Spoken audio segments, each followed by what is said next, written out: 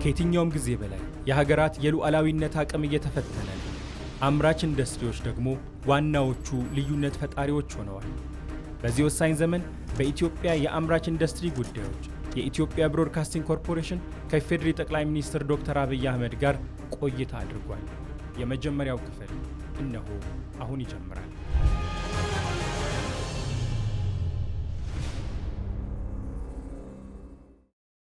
ክቡር የኢፌዴሪ ጠቅላይ ሚኒስትር ዶክተር አብይ አህመድ ከኢትዮጵያ ብሮድካስቲንግ ኮርፖሬሽን ጋር ለሚኖረን ለዚህ ቃለ መጠይቅ ፈቃደኛ ስለሆኑ ለጊዜዎት እጅግ በጣም እናመሰግናለን። እኔም እጅግ አመሰግናለሁ። እንደምን አሉ? ሰላም ነው? እግዚአብሔር ይመስገን አለው። የመደመር መንግስት መጽሐፎትን ሳነብ መጀመሪያ ብዙ ጠብቄ የነበረው የመጽሐፉ አጠቃላይ ክፍል ፖለቲካ ይሆናል የሚል ጥበቃ ነበረኝ። በኋላ መጽሐፉን ሳነብ ግን በጣም አብዛኛው ክፍል ፖለቲካው እንደተጠበቀ ሆኖ ማህበራዊ ጉዳዮች እንደተጠበቁ ሆነው ኢንዱስትሪ ላይ በጣም ትኩረት አድርጎ አግኝቼዋለሁ እና እንደ ሀገር መሪ እንደ ጠቅላይ ሚኒስትር ብቻ ሳይሆን እንደ ግሎት ረጅም ጊዜ ማሰቦትን ማሰላሰሎትን መጽሐፉ በደንብ ያሳያል እና ገርሞኝ ነበር በጣም ረጅም ክፍሉ። እንደውም በእኔ ምልከታ የመጽሐፉ ዋና አስኳል ነው ብዬ ነው ማስበው ያንን ጉዳይ። ይህን ጉዳይ ላነሳ የፈለግኩት ከመጀመሪያው ጥያቄ ጋር ስለሚገናኝ ነው። ሀገራት ለማኒፋክቸሪንግ ኢንዱስትሪ ለአምራች ኢንዱስትሪ በጣም ከፍተኛ ትኩረት ይሰጣሉ፣ ከሌሎች ሴክተሮች በጣም በተለየ ሁኔታ። ለምንድን ነው ይሄ የሆነው? ከመጀመሪያው አስተያየት አዘል የጥያቄ መግቢያ ለመጀመር የመደመር መንግስት ማዕከላዊ እሳቤ ስለ ሁሉ ነገር ሚዛን መጠበቅ ነው። የሆኑ መንግስታት ጉድ ፖለቲክስ ኢዝ ጉድ ኢኮኖሚክስ ብለው አብዛኛውን ስራቸውን አብዛኛውን እሳቤያቸውን ፖለቲካ ላይ አድርገው ኢኮኖሚውን ተከታይ አድርገው ሞክረውታል። ያ እምብዛም አዋጭ አልነበረም። ሌሎች ጉድ ኢኮኖሚክስ ኢዝ ጉድ ፖለቲክስ ብለው አብዛኛው ነገራቸውን ኢኮኖሚክስ ላይ አድርገው ፖለቲክስን ተከታይ አድርገው ሞክረዋል። እሱም የራሱ የሆነ ውስንነት አለበት። በፖለቲካና በኢኮኖሚ መካከል ሚዛን መጠበቅ፣ ፖለቲካል ኢኮኖሚን በትክክል መግራት መረዳት አስፈላጊ ነው ብሎ በሚዛን የሚነሳ መጽሐፍ ነው። አንዱ ገዝፎ አንደኛው ያነሰ እንደሆነ የሚፈለገውን ስር ነቀል ለውጥ ማምጣት ያስቸግራል። ለዚህ ነው የመደመር መንግስት ሚዛን ጠብቆ ሼራቸው ሳይዛባ አንዱ ለአንደኛው መከታ ተሸካሚ ሆኖ በጋራ ብልጽግና ማረጋገጥ እንዲችሉ በትኩረት የተሰራው። ይሄ እንዳለ ሆኖ ብዙ መንግስታት ወይም የኛም ትኩረት ማኒፋክቸሪንግ ኢንዱስትሪ ላይ የሆነበት ዋናው ምክንያት እንግዲህ ኢንዱስትሪ ለመለወጥ ለማደግ ለሚያስብ ሀገር ሁሉ በጣም ወሳኝ ነገር ነው። የኢኮኖሚ ልብ ነው። አንድ ሰው ልቡ ፈንክሽናል ካልሆነ ልቡ ካልሰራ ዘሆል አካላቱ ጤነኛ ሰላማዊ ቢሆን ውጤታማ እንደማይሆነ ሁሉ ኢኮኖሚ የሚያደርገው የኢኮኖሚ ልብ ማኒፋክቸሪንግ ኢንዱስትሪ ነው። አንዳንዶች የእድገት ሞተር ነው ይላሉ። የእድገት ሞተር የሚያስብለው ዋናው ምክንያት ፕሮዳክቲቪቲን በማሳደግ ረገድ ማኒፋክቸሪንግ ኢንዱስትሪ ያለው ሚና ከሌሎች ሴክተሮች ጋር የሚወዳደር አይደለም። ለምሳሌ 1 ሄክታር መሬት ያለው አንድ አርሶ አደር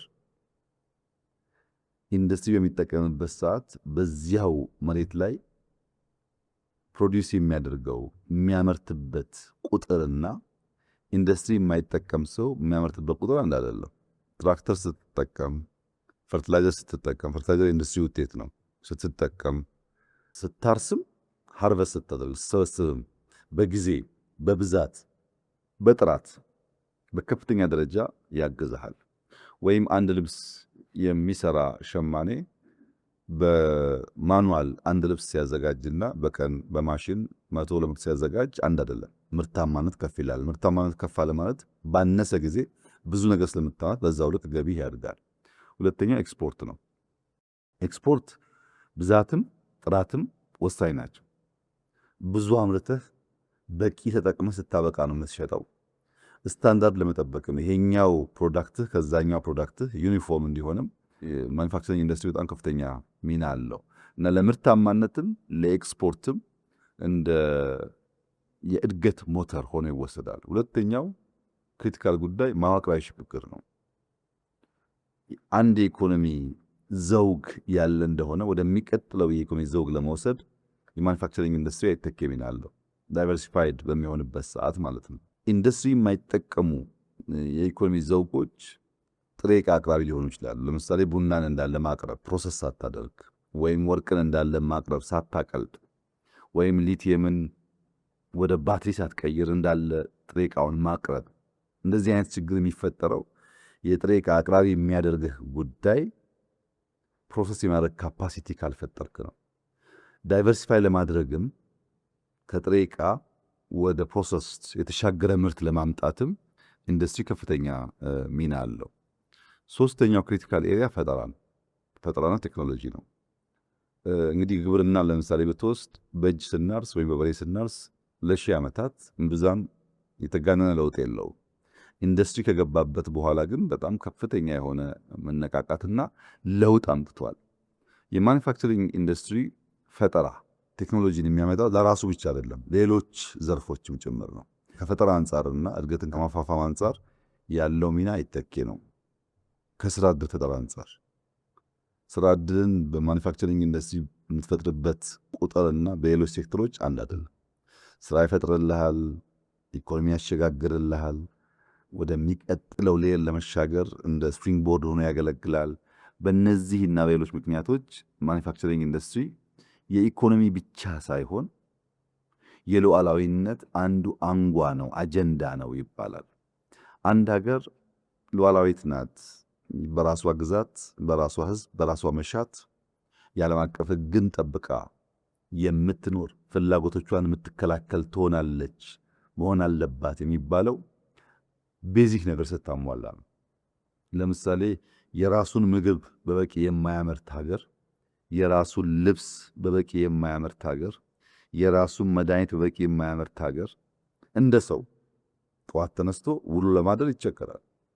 ካለ ልብስ ያስቸግራል፣ ካለ ምግብ ያስቸግራል፣ በሽታ ሲመጣም ካለ መድኃኒት ያስቸግራል። ይህ ጉዳይ ሊሳካ የሚችለው ማኑፋክቸሪንግ ኢንዱስትሪ በበቂ ደረጃ ሲሰራ ነው እና ሉዓላዊ ለመሆን የተሻገረ ኢኮኖሚ ለመፍጠር በበቂ ሰዎቻችንን ስራ ለማስያዝ ምርታማ ለመሆን የእኛን ፍላጎት ሸፍነን ለውጭ ገበያ በቂ የውጭ ምንዛሪ ለማግኘት በእነዚህ ምክንያቶች ሁሉ ማኑፋክቸሪንግ ኢንዱስትሪ አይተኬ ሚና አለው።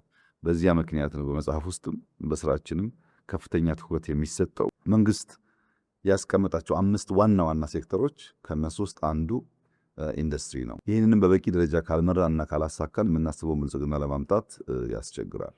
የሀገራችንን ጉዳይ እንግዲህ በስፋት እንመለስበታለን። ግን በተወሰነ መንገድ ዓለም አቀፋዊ ጉዳዮችን ለመመልከት ያህል አሁን ባለንበት ዘመን የዓለም አቀፍ ሁኔታዎች በሙሉ እየተቀየሩ ነው። በአጠቃላይ ልክ እንደዚያ ሁሉ በአምራች ኢንዱስትሪ ሴክተርም በጣም ከፍተኛ ለውጥ እየተካሄደ ነው። የአሰራር ሂደቶች እየተለወጡ ነው። መልኩ፣ አጠቃላይ አካሄዶች በሙሉ ለውጥ ላይ ናቸው። ይሄ ዓለም ላይ ያለው ከፍተኛ የኢንዱስትሪ ለውጥ እንደ ኢትዮጵያ ባሉ ታዳጊ ሀገራት ላይ ይዞት የሚመጣው እድልና ተስፋ ምንድን ነው ይላሉ? አሁን አከበርከው ጥያቄውን።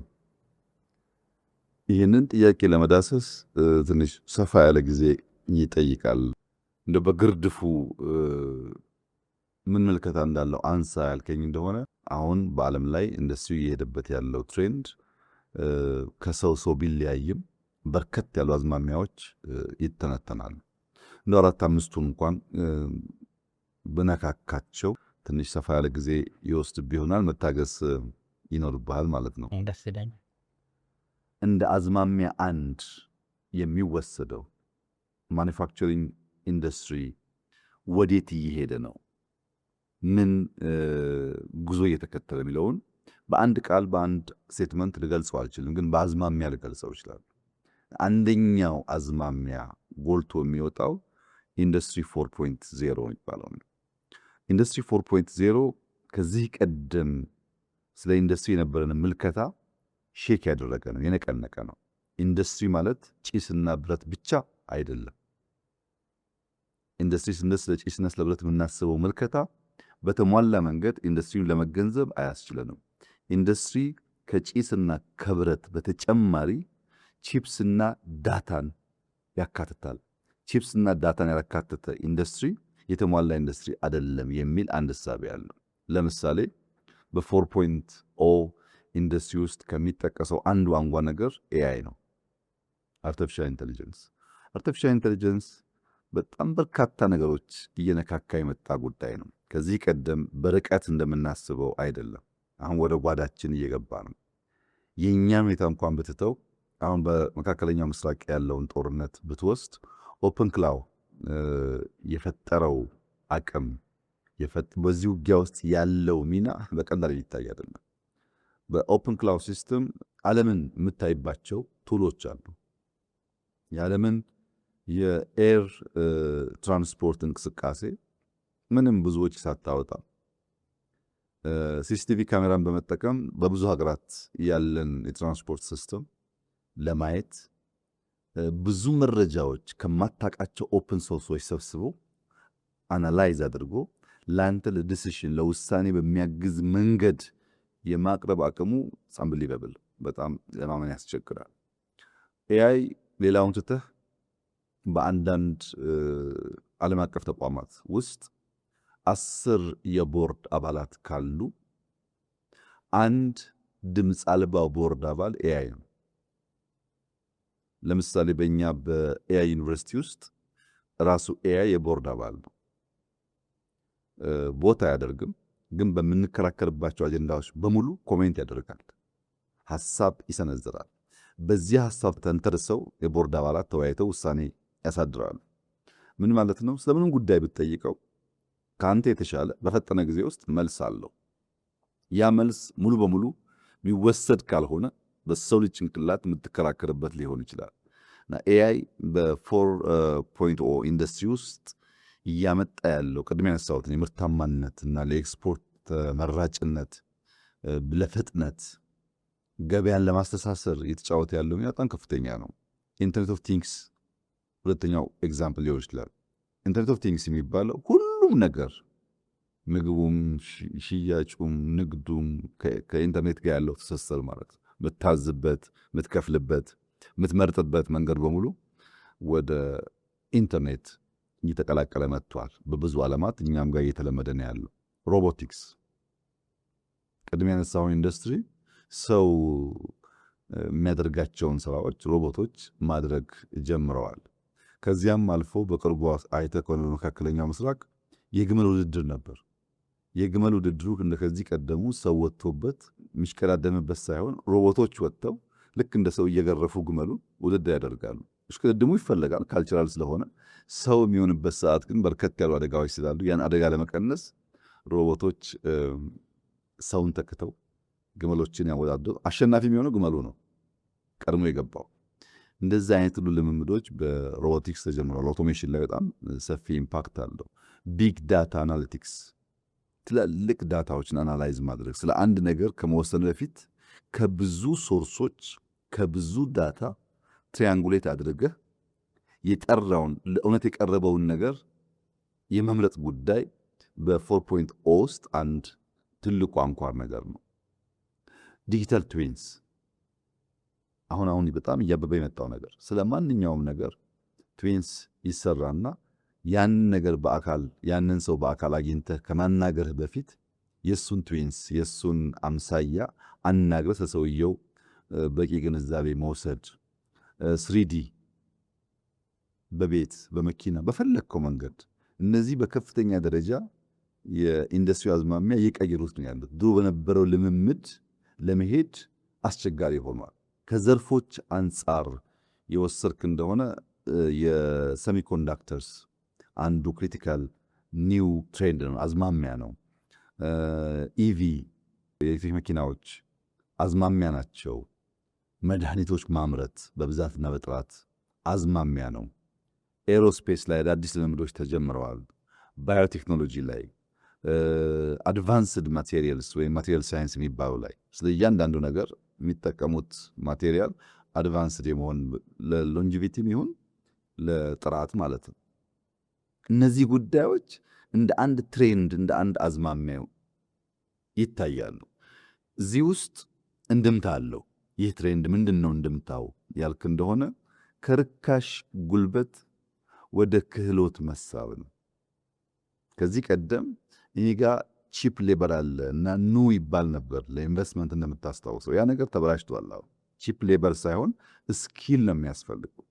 ለምን ያልክ እንደሆነ ስኪል፣ ብቃት፣ የመፍጠር አቅም ከቁጥር በላይ ድርሻ የያዘ ማለት ነው።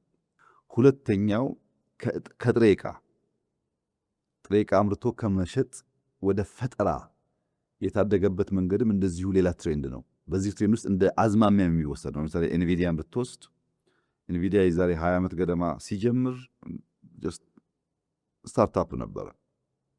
የኤንቪዲያ ፕራይመሪ ስራው ከተለያዩ ሶፍትዌሮች አፕሊኬሽን በመስራት አናሊሲስ በማውጣት እውቀት ነው ጀነሬት የሚያደርገው። አናሊሲስ ነው ፕራይመሪ የሚሰራው ስራ። በዚህ ግን ዛሬ $5 ትሪሊየን የሚጠጋ ሀብት ያለው ካምፓኒ ነው። $5 ትሪሊየን ማለት የአፍሪካ አጠቃላይ ጂዲፒ ይበልጣል። በፈጠራ አቅም እያንዳንዷን አፕሊኬሽንና ኢንፎርሜሽን አናላይዝ አድርጎ በሚያወጣቸው እውቀቶች በጣም ትልቅ ኩባንያ ሆኗል። ይህንን ትሬንድ እንደ አንድ አዝማሚያ ካየን በኋላ በእኛ ሀገር ምን እናድርግ ብለን አሰብን። መጽሐፉ ላይም እንዳለው በየት ንግግራችንም እንዳለው አንደኛ ከዚህ ቀደም ታስታውስ እንደሆነ ሌት ካመር አድቫንቴጅ እንውሰድ ይባላል። አርፍዶ ደራሽነትን እንደ እድል እንጠቀም ይባላል። አሁን ያለ ምልከታ ሌት ካመር አድቫንቴጅ ሳይሆን ጣጣ ነው ያለው። አርፍዶ መድረስ ጣጣ ነው ያለው። ጣጣው ምንድን ነው? አንተ ደረስኩ ስትል እነሱ የሉም፣ ደረስኩ ስትል እነሱ የሉም። ሁሌ ተከታይ ነው የሚያደርገው። ምንም አይነት እድል በውስጡ የለም ማለት አይደለም፣ ግን አርፍዶ ለመድረስ ከረፈደ በኋላ ለመድረስ ያለ ሙከራ ቆሞ ስለማይጠብቅህ ያንተ ኮምፒቲተር ደረስኩ ስትል አታገኘውም። እና መሆን ያለበት የቀድሞ ደራሽነት ምንዳ ነው። የአርፍዶ ደራሽነት ጣጣን ሳይሆን የቀድሞ ደራሽነትን ምንዳ መቋደስ አለብን ነው። ፕሮአክቲቭ መሆን አለብን። ይህም በጥቂት ኤግዛምፕል ላንሳለን። ለምሳሌ ኤሮስፔስ በጣም ክሪቲካል የኢንዱስትሪ ዘውግ ነው። ሁሌ ስንገዛ ከምንኖር ቢያንስ በስፔር ፓርት ደረጃ ማምረት ይኖርብናል ብለን ከቦይንግ ጋር የኢትዮጵያ አየር መንገድ የኤሮስፔስ ፓርቶች ማምረት በሚቀጥለው ሳምንት 2 ሳምንት የሚመረቅ ፋብሪካ ጨርሰናል። አንድ ዘውግ ነው ፎከስ ያስፈልገዋል በሚል መግዛት ብቻ ሳይሆን ቢያንስ ፓርቶችን ማምረት ስለሚያስፈልግ በድሮንስ ብዙ ሙከራዎች ይደረጋሉ። ማምረት አለብን ድሮን እኛ ስንል ማምረት አለብን ስንል ብዙ ሰዎች ለኢትዮጵያ ድሮን ይላሉ። ቢኮዝ አርፍዶ መድረስ ያለውን ጣጣ በደንብ ካለመገንዘብ። በማኒፋክቸሪንግ የወሰድክ እንደሆነ ሶላር ሴል ለረዥም ጊዜ ቴክስታይል ነበረ የኢንዱስትሪ ፓርኮች ስራ። ወደ ሶላር ሴል ስንገባ አይተነዋል ምን ያክል በትንሽ ቦታ ላይ ብዙ ብር ማግኘት እንደምንችል። ኤአይ ዩኒቨርሲቲ አሁን የምንገነባው ኤአይ ዩኒቨርሲቲ በአፍሪካ የመጀመሪያው ነው። ለምን? አርፍደን መድረስ ሳይሆን ቀድመን በመድረስ ፕሮአክቲቭ በመሆን ያለውን እድል መቋደስ አለብን ከሚል እሳቤ። ፋርማስቲካል ላይ በኬንቶ ፓርክ ላይ የጀመርናቸው ስራዎች የኢትዮጵያን የሀገር ውስጥ ፍጆታ ከፍተኛ ደረጃ እያሳደጉ ነው ያሉት። ዲጂታል ኢትዮጵያ 2030 በብዙ መልኩ ኢትዮጵያ በመጀመሪያው አዝማሚያ በ4.0 ኢንዱስትሪ ያሉ አዝማሚያዎችን ዘግይታ ከመድረስ ፈጥና ፕሮአክቲቭሊ ለመቋደስ ያላትን እድል የሚያሰፋ ነው። ይሄ እስካሁን ያወራውልህ እንግዲህ ጀስት አንድ አዝማሚያ ነው። ይህ አዝማሚያ የ4.0 አዝማሚያ ነው። ሁለተኛው አዝማሚያስ ምንድን ነው ያልከኝ እንደሆነ እንግዲህ ቴክኖሎጂውን ማወቅ ኤአይን መገንዘብ ብቻውን በቂ አይደለም። ሌሎች አዝማሚያዎች ደግሞ አሉ። እነሱን አብረን ካላየን በቀር የተሟላ ግንዛቤ አንይዝም። ሁለተኛው አዝማሚያ የእሴት ሰንሰለትን መልሶ ማዋቀር ነው። ቫልዩ ቼን የሚባለው የእሴት ሰንሰለት በብዙ ጉዳዮች ተይዘዋል። አንደኛው አንሰርቴኒቲ ነው። ስለምንም ነገር እርግጠኛ መሆን የማይቻልበት ዓለም ሆኗል። የንግድ ውጥረቶች ለመጠቀም ካለ ፍላጎት ብቻ ሳይሆን አንተን ለመጉዳት ካለ ፍላጎት፣ ሀገራት ሰርተው ለመጠቀም ብቻ ሳይሆን ሳይሰሩ አንተም እንዳይሳካል ለማድረግ ከፍተኛ የንግድ ውጥረቶች አሉ። በታሪፍ ኤክስፖርትን በመገደብ ኢምፖርትን በመገደብ የሚታዩ ከፍተኛ ውጥረቶች አሉ። ያው ይታወቃል ዓለም ላይ በወረርሽኝ ምክንያት የሚከሰቱ መስተጓጎሎች አሉ። ያልታሰቡ ነው። አታውቀውም። ድንገት ይመጣና ብዙ ነገር ያበላሻል። ጂኦፖለቲካዊ ፉክክር ልክ አሁን እንደምታየው በሀገራት መካከል ያለ የጂኦፖለቲካል ፉክክር በከፍተኛ ደረጃ ንግድን፣ ኢንዱስትሪን፣ የኢኮኖሚክ እንቅስቃሴን ነው ይመታው። አስበው አይደለም። ሁለት ሰዎች እዛ ማዶ ይጣሉና ሳታስበው አንተን አፌክት ያደርጋል። የሎጂስቲክስ ስጋቶች በአየር በየብስ በባህር የሚደረጉ እንቅስቃሴዎች አሁን በግልጽ እንደሚታየው በከፍተኛ ደረጃ አንሰርቴኒቲ ይታይባቸዋል። በእርግጥ እኛ ፕሮአክቲቭሊ የሄንበት ጉዳይ ይሄ ጉዳይ ነው። ከ2-3 ዓመት በፊት ለሀያላን መንግስታት የባህር ላይ እንቅስቃሴ አደጋ ሊገጥመው ይችላል፣ እዚህ ውስጥ ሚና አልባ ሆነን ከቆየን 130 ሚሊዮን ህዝብ አደጋ ውስጥ ይወድቃል የሚል አቋም እናነሳ ነበር። በወቅቱንም ነገር ስላልነበረ ብዛም ተቀባይነት አልነበረውም። አሁን ግን ብዙዎች እያመኑበት ያለው ጉዳይ ነው። ከባህር መራቅ የባህርን ወይም የየብስን ትራንስፖርት ወይም የአየርን ትራንስፖርት ግድ የለም በቀላል አገኘዋል ብሎ ማሰብ የማይቻልበት ሁኔታ እየተፈጠረ ነው ያለው። ሀገራት ለጥቅማቸውም አንዳንዴ አንተን ለመጉዳትን ሲሉ ያንን ሩት ይቆጣጠራሉ።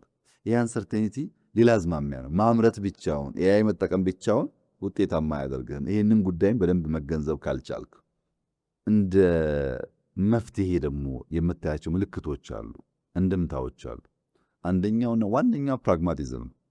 ቅድም ባነጻው መጽሐፍ ላይ በደንብ እንደተቀመጠው ፕራግማቲዝም ማለት አሁን የምታየው ማንኛውም ነገር ነገ ላይሆን ስለሚችል ነገ ላይም ሁኔታውን አይተህ ጥቅምን ማዕከል አድርገህ መወሰን እንጂ ከዚያ ውጭ ያለው አካሄድ ፕራግማቲክ ያልሆነው አካሄድ ውጤታማ አያደርግም የሚል ነው። በብዙ ምክንያቶች ለምሳሌ እንደ አንድ ኤግዛምፕል እናንሳ። የኢራን ጦርነት ሲጀመር ከዚያ ሳምንታት በፊት በማዕቀብ ላይ የነበረው የራሻ የነዳጅ ምርት የጋዝ ምርት በከፊል ማዕቀብ ተነስቶለታል። ለምን? ሁለቱም ከተዘጉ እነሱ ብቻ ሳይሆን የሚጎዱት ሌላውም ስለሆነ ፕራግማቲክ የሆነ ዲሲሽን ነው። ልክ እንደዚሁ ጠላቴ ከምትለውም አያስፈልገኝም ከምትለውም ሰው ጋር ትናንትና ትክክል የወሰንከውን ውሳኔ የምትቀይርባቸው በርካታ ትሬንዶች አሉ ማለት ነው። ሁለተኛው በጥቂት ሀገራት የተጀመረ እኛም ማሰብ መምከር የሚገባን ነገር የፕላስ ዋን ስትራቴጂ ነው። የፕላስ ዋን ስትራቴጂ ለምሳሌ አንተ ኢትዮጵያ ውስጥ ሳሙና ታመርታለህ። ኢትዮጵያ ውስጥ ሳሙና እያመረትክ ቅድም ባልኩ አንሰርቴኒቲ የአንተ ሳሙና ፋብሪካ ከገበያ ውጭ ሊሆን ይችላል። ልክ ያንተን ፋብሪካ የመሰለ ፋብሪካ ሌላ ቦታ ሌላ ሀገር ትወስዳለህ። እዚህኛው ችግር ቢያጋጥም ያኛው እንዲሰራ፣ እዚያኛው ችግር ቢያጋጥም እዚህኛው እንዲሰራ፣ በአንድ ፋብሪካ ዲፔንድ ማድረግ አያዋጣም የሚል እምነት ፕላስ ዋን ስትራቴጂ ይሉታል። ይሄን ደግሞ አቅርቦት ለመቆጣጠር አቅርቦት ለማቀራረብ ገበያን ለማቀራረብ የሚጠቅም ነው ብሎ ነው የሚያስቡት። ሲገልጹት ኒር ሾሪንግ እና ፍሬንድ ሾሪንግ ይሉታል። ኒር ሾሪንግ ማለት ደቡብ አፍሪካን እንደ ገበያ ማዕከል ብትወስድ ያንተን ፕላስ ዋን ፋብሪካ ቦትስዋና ላይ ወይም ዚምባብዌ ላይ ብትተክል በቅርብ ርቀት የደቡብ አፍሪካን ማርኬት ትቆጣጠራለህ። አንድ ፕሮዳክት ከዚህ ደቡብ አፍሪካ ከሚሄድ ከቦትስዋና ወይም ከዚምባብዌ ደቡብ አፍሪካ መሄድ ይቀለዋል። ኒር ሾሪንግ የሚባለው እሱ ነው። ለገበያ መቅረብ። የአፍሪካን ማርኬት የሚፈልጉ ሰዎች ከርቀት አምርተው ማምጣት ሳይሆን በአፍሪካ አካባቢ በቅርብ ርቀት ውስጥ ማምረትና ገበያውን መያዝ። ፍሬንድ ሾሪንግ ማለት ደግሞ ትሬንድ እንዳልኩ አዝማሚያው በጣም አንሰርቴን ስለሆነ በዘላቂነት ስቴብል ናቸው፣ ታማኝ ናቸው፣ ወዳጅ ናቸው፣ ሀብቴን ጉልበቴን በቀላሉ አያጠፉብኝም ብለህ በምታስባቸው ሀገራት ላይ ኢንቨስት ማድረግ ማለት ነው። ያ እንግዲህ ግምት ነው። አንሰርቴኒቲ መልሶ ይውጠዋል። ግን በተቻለ መጠን ታሪካቸውን ስትመለከት ዘላቂነት ኮንቲኒቲ ያላቸውን ስርዓቶች፣ መንግስቶች፣ ታማኞች አካባቢ ኢንቨስት ማድረግ እና በዚህ ምክንያት በቀጠናዊ አቅርቦት ሰንሰለቶች ውስጥ የኒር ሾሪንግ እና ፍሬንድ ሾሪንግ የፕላስ ዋን ስትራቴጂ ለዛ አንሰርቴኒቲ እንደ አንድ ትሬንድ ነው። ቅድም ኤአይ ያልን አይደል? እሱ ቴክኖሎጂ ነው። ኢንተርኔት እያገለባበጠው ነው። ኦፕን ክላውድ ነገር እያመጣ ነው። ሮቦቲክስ ተአምር እየፈጠረ ነው። ግን ያ ተአምር አንሰርቴኒቲ ያለበት ሁኔታን ካልተረዳህ ታመርታለህ፣ ግን አትሸጥም። ነዳጁ አለ፣ ግን አታደርስም ማለት ነው። ይህን አንሰርቴኒቲን ታሳይ ማድረግ አለብን የሚል በጣም የጠነከረ ንግግሮች፣ ውይይቶች፣ ምክክሮች አሉ። ትሬንድም አለ። ሶስተኛው አዝማሚያ አሁን አልወጣውም ከኢንዱስትሪ። ሶስተኛው አዝማሚያ ሎጂስቲክስና መሰረተ ልማት። የኢንፍራስትራክቸር ብልጫ የሌለው ሀገር፣ መሰረተ ልማት የሌለው ሀገር፣ የተሳለጠ ሎጂስቲክስ የሌለው ሀገር ምንም እንኳን የመጀመሪያውን ትሬንድ የኤአይውን ትሬንድ ቢያሟላ ሁለተኛውን ትሬንድ ባይፓስ ማድረግ ቢችልም የተሳለጠ ኢንፍራስትራክቸር መገንባት ከሌለው ብልጫ መውሰድ አይችልም ነው። ምንድናቸው እነዚህ ኢንፍራስትራክቸሮች? ልዩ ኢኮኖሚ ቀጠናዎች እና ኢንዱስትሪ ፓርኮች ተበራክተዋል ዓለም ላይ። ዛሬ ከ6000 በላይ የኢንዱስትሪ ፓርኮችና የፍሪ ትሬድ ዞንስ የሚባሉት ዓለም ላይ አሉ። ከ6000 በላይ እስከ 7000 የሚያደርሷቸው አሉ። በርካቶች ወደ ተቀናጀ የኢኮኖሚ ስነ ምህዳር እያደጉ ይገኛሉ። ለምንድን ነው ያ የሆነበት? ዋናው ምክንያት ሎጂስቲክስ የሚባለው ጉዳይ የሁሉ ነገር ማዕከል ሆኗል። ሎጂስቲክስ ስንል ድራይ ፖርት፣ ፖርት፣ ፍሪ ትሬድ ዞን፣ ኢንዱስትሪያል ፓርክ፣ ሃይዌይ የመሳሰሉትን ያካትታል ማለት ኢንድ ቱ ኢንድ ነው። ሁለተኛው የቴክኖሎጂ ፓርኮች፣ ኢንዱስትሪ ፓርክ ብቻ ሳይሆን የቴክኖሎጂ ፓርኮች ሪሰርች ዴቨሎፕመንት የሚሰራባቸው ኢንኩቤሽን ሴንተር ያለባቸው። ለምሳሌ የኤአይ ዩኒቨርሲቲ የኤአይ ሲቲ በለው በአቅራቢያው ናሽናል ክላውድ፣ የሃርድዌር ማኒፋክቸሪንግ ኢንኩቤሽን ሴንተርስ ስታርታፖች የሚሰሩበት ሃርድዌር ጋር የሚለማመዱበት በ10 ደቂቃ ድራይቭ ኢንዱስትሪ ፓርክ ገብተው የተለያዩ ፋርማሲውንም ቴክስታይሉንም እያዩ በቴክኖሎጂ ኢምፓክት የሚያደርጉበትን አውድ ቢፈጠር ነው እንጂ ጀስት ዩኒቨርሲቲ ብቻ መማሪያ ብቻ አይደለም። ለምን አር&ዲ ሪሰርች ኤንድ ዴቨሎፕመንት ኢንኩቤሽን ሴንተር በጣም ክሪቲካል እየሆነ ስለመጣ። ሌላው የወጪ ንግድ ማኒፋክቸሪንግ ክላስተሮች ማበራከት ነው። የወጪ ንግድ ኤክስፖርት ላይ ቤዝ ያደረጉ ኤክስፖርት ፕሮሰሲንግ ይባላል። ለሎካል ኮንሰምሽን ብቻ ሳይሆን የውጭውን ማርኬት ታሳቢ አድርጎ ይሰሩ ማለት ነው። በዚህ ውስጥ አረንጓዴ ኢንዱስትሪ ቀጠናዎች አሁን የምታመርተው ምርት በምን አመረተውም ጥያቄ እየሆነ ነው። ለመግዛት በምን እንዳመረትከው ዋጋውን ለመወሰን ምንም አይነት ተጨማሪ ክፍያ እንትን ላለማስከፈል እንደ ትሬንድ እየተወሰደ ነው ያለው። ከዚህ አንጻር የኛ ሀገር ሙከራ ምንድን ነው ያልክ እንደሆነ ያው የኤአይው እንዳነሳውልህ በጣም አመርቂ ስራ ነው የሰራ ያለ ነው። በእርግጠኝነት ለእኛም ለአፍሪካም ኩራት የሚሆን ስራ ነው የሚሆነው። በቅርበት በትኩረት የተሰራ ነው ያለው። ሲያልቅ ሁላችን በጋራ ምና ይሆናል። ሁለተኛው ግን የእኛ ፓርኮች የኢንዱስትሪ ፓርኮች የነበረው ጅማሮ በፎሬን ዳይሬክት ኢንቨስትመንት እና ኤክስፖርት ላይ ብቻ የተንተራሱ ነበሩ። እነዚያን ወደ ልዩ ኢኮኖሚ ቀጠና ማሸጋገር የጀመርነው ጉዳይ ነው። ለምሳሌ ድሬዳዋ ላይ ወይም ገዳ ላይ ሊሆን ይችላል። ለምን እንደዛ እናደርጋለን? ማምረት ብቻ ሳይሆን የንግድ ሰንሰለትም የሎጂስቲክስ ጉዳይም ክሪቲካል ስለሆነ፣ ለምሳሌ የድሬዳዋን ፍሪ ዞን ብትወስድ በአቅራቢያው ድራይ ፖርት አለ። በድሬዳዋ ድራይ ፖርትና ፍሪ ትሬድ ዞን መካከል 4000 ሄክታር ቦታ ነበር። ያን አሁን ወደ አንድ እያመጣ ነው። ለምን? እዛ ሃይዌይ ሬልዌይ ካልገነባን በቀር በእነዚህ ሁለቱ ኢምፖርታንት ተቋማት መካከል ትስስር ካልፈጠር የምናስበውን ስለማናሳካ፣ ወይም ሞጆ ትመጣ የሞጆ ድራይ ፖርትና የገዳ ፍሪ ትሬድ ዞን እንደዚሁ የተሳሰሩ ናቸው። በሬልዌይ በሃይዌይ አንዱ ለአንዱ መጋቢ ነው። እዚህ ያመረትከውን በቀላሉ በድራይ ፖርት አድርገህ ታውጣት ትችላለህ ማለት ነው። እንደዛ አይነት ትስስሮች እየሰራ ነው። ስንት አዝማሚያ ያየን? አሁን 3 አዝማሚያ ያየን። አራተኛው እንኳን ጨምርልኝ ብትል ዲካርቦናይዜሽን አንደኛው ትሬንድ ነው። ይሄም በአንዱ ብታልፍ በአንደኛው አታልፍ። የወደፊት ተወዳዳሪ ለመሆን በዝቅተኛ የካርቦን ምርት የማምረት አቅም ይወስናል። በዝቅተኛ የካርቦን አቅም ካላመረትክ ያመረትከው ምርት ገበያ ላይ ሲወጣ የሚያገኘው ዋጋና እንደ ኩባንያ እንደ ኢንዱስትሪ አንተን የሚቀጡበት መንገድ ትርፋማ ያደርግህ።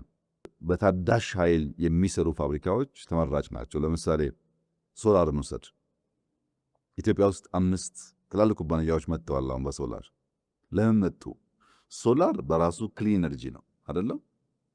ግን የሶላር ሴል የምታመርትበት ኢነርጂ ክሊን ካልሆነ ገበያ ላይ ኢምፓክት አለው። ሶላሩ ክሊን ቢሆንም በምን አመረትከው የሚል ጥያቄ ይፈጠራል። አንድ ሀገር ሄደ በጋዝ በኢነርጂ ሶላር ማምረትና እንደ ኢትዮጵያ ባለ በክሊን ኤነርጂ በታዳሽ ኃይል ሶላር ማምረት እኩል ገበያ የለውም። ሶላርን ሲገዙ በምን አመረትከው ስለምትባል ማለት ነው። ክሊን ኤነርጂ ያለውን ኢትዮጵያ ያለ ሀገር አድቫንቴጅ አለው። ሁለተኛ ለምሳሌ ከግንባታ አንጻር እንደምታውቀው ሲሚንቶ ላይ በጣም ሰፊ ስራ ሰርተናል፣ ውጤቱም ተገኝቷል። ብረት ላይ፣ ሴራሚክ ላይ፣ ግራናይት ላይ፣ ማርብል ላይ ሰራን ያለና አንድ ክሪቲካል ኤሪያ ስራ የሚፈልገው አልሙኒየም ነው። አልሙኒየም ልክ እንደ ሶላር በክሊን ኢነርጂ ሲመረትና በሌላ ኢነርጂ ሲመረት እኩል አይደለም ገበያ ላይ ያለው ተፈላጊነት። በዚያ ምክንያት ወደ 5 ትላልቅ ኩባንያዎች ኢትዮጵያ መጥተዋል አልሙኒየም ለማምረት። ግን ችግሩ ምንድነው? አንድ አልሙኒየም ፋብሪካ ለማቋቋም ቢያንስ 800 ሜጋዋት ኢነርጂ ይፈልጋል። አሁን ኮይሻ 2000 ገደማ ማለት 2.5 ገደማ አልሙኒየም 3 ፋብሪካ እንኳን ራን አያደርግም ማለት። ኮይሻን የሚያክል ቢሊየንስ ኦፍ ዶላር አውጥተህ ያ ሁሉ ድካምና ስራ ከ2 እና 3 ፋብሪካ አያልፍም፣ በከፍተኛ ኃይል ዲማንድ ስለሚያደርጉ። ያን የሚያክል ኃይል ለአንድ ፋብሪካ ከሰጠህ ደግሞ የራሱ የሆነ ነገር አለው።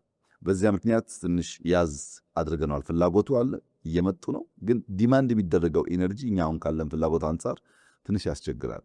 ልክ እንደዚሁ በታዳሽ ኃይል በሌሎች ዘርፎችም ይታያል። ሶስተኛው ሰርኩላር ኢኮኖሚ ነው፣ ውደታዊ ኢኮኖሚ። ሰርኩላር ኢኮኖሚ ማለት ለምሳሌ ብረት አምርተህ ተጠቅመህ ከወደቀ በኋላ መኪና ከተጋጨና ከወደቀ በኋላ ስክራፕ ሰብስበህ አቅልጠህ ሌላ ነገር ማዋል መቻል፣ ወይም ፕላስቲክ ተጠቅመህ ከወደቀ በኋላ ሰብስበህ አቅልጠህ መጠቀም መቻል፣ ወይም ወረቀት ካርቶን ተጠቅመህ ከጥቅም ውጭ ከሆነ በኋላ መልሰህ አቅልጠህ ፋብሪካ ገብቶ እንደ አዲስ መጠቀም መቻል፣ ሪዩዝ ማድረግ ተሰርቶ ማለት ነው። ይሄ የሰርኩላር ኢኮኖሚ አንዱ ቻሌንጅ ግብአት አይደለም ለሁሉ ነገር። ግብአት ተጠቅመህ ከወደቀውን መጠቀም በራሱ ለኢንዱስትሪው እንደ ትሬድ ተወስዷል። አንድ ፕሮዳክት ይወጣል፣ ጥቅም ላይ ይውላል፣ ሲወድቅ መልሶ ግብአት ይሆናል ወይ የሚል ጉዳይ። ከዚህ ጋር የሚያያዘው አንድ ክሪቲካል ነገር ምንድን ነው? አሁን ብዙ ምርቶች እንደ ከዚህ ቀደሙ ጠንካራ አይደሉም። ለምሳሌ ድሮ መኪና ጠንካራ ነው፣ ብትጋጭም ቶሎ ጥርምስ አይልም። የአሁኑ እንደዛ አይደለም። ስልክን ብትወስድ የድሮና የአሁኑ አንድ አይደለም። ማንኛውም ዕቃ የአሁኑ ትንሽ ቶሎ ተሰባሪ ነው። ለምንድን ነው እንደዛ የሆነው ብለህ ስትጠይቅ በእውቀት ነው የሆነው። ማንኛውም ፋብሪካ ለምሳሌ አንድ መኪና አምርቶ ሰጥቶ ያን መኪና 50 ዓመት የምትነዳው ከሆነ ፋብሪካው ራሱን ገደለ ማለት ነው። ስልክ ሰጥቶህ ስልኩን 10 ዓመት ከተጠቀምክ ሊያመርት አይችልም ማለት ነው። ቶሎ ቶሎ የጣልክ እንድትገዛው የሚሰጥህ ዕቃ ሎንጂቪቲው እንደ ከዚህ ቀደሙ ዝም ብሎ ልክ አይደለም። በሶፍትዌርም ይሁን በሃርድዌር ያጥረህ ተጠቅመህ እንዲጠፋና መልሰህ እንድትገዛ ነው የሚፈለገው። መልሰህ ስትገዛ ግን ያ የወደቀውን ደግሞ እነሱ ፕሮሰስ አድርጎ ተመልሶ መጠቀም ይፈልጋሉ። ለረጅም ጊዜ የሚያገለግል ነገር ብዛም አይታይም። አሁን ለምን? ዲካርቦናይዜሽን የማምረቻ መንገዱ ኢነርጂው ኢሹ የሆነ ሲመጣ የሚመረትበት ፍሪኬንሲና የምርት ተረፈ ምርት መልሰህ መጠቀም ደግሞ ክሪቲካል እየሆነ ስለመጣ ከዚህ አንጻር ስነ ምህዳራዊ ኢንዱስትሪያል ፓርኮች ወይም ኤኮ ኢንዱስትሪያል ፓርክስ የሚባሉት እየተስፋፉ መጥተዋል። በኢንዱስትሪያል ፓርክ ውስጥ የሚጠቀሙት ኢነርጂ ብቻ ሳይሆን ተረፈ ምርቶቻቸው፣ ፍሳሾቻቸው ዜሮ ፍሳሽ ማጣሪያ ያላቸው መሆኑ በጣም ክሪቲካል ነው። ከነሱ የሚወጣው ተረፈ ምርት አካባቢ እንዳይጎዳ ማለት ነው። የኛ ኢንዱስትሪዎች ከሞላ ጎደል 100% በሚባል ደረጃ የዜሮ ፍሳሽ ማጣሪያ አላቸው። ክሊን ኤነርጂ እንጠቀማለን። የሰው ኃይላችን እስኪ ከጨመረበት በዚያው ልክ ኮምፒተንት የመሆን እድል አለን ማለት ነው።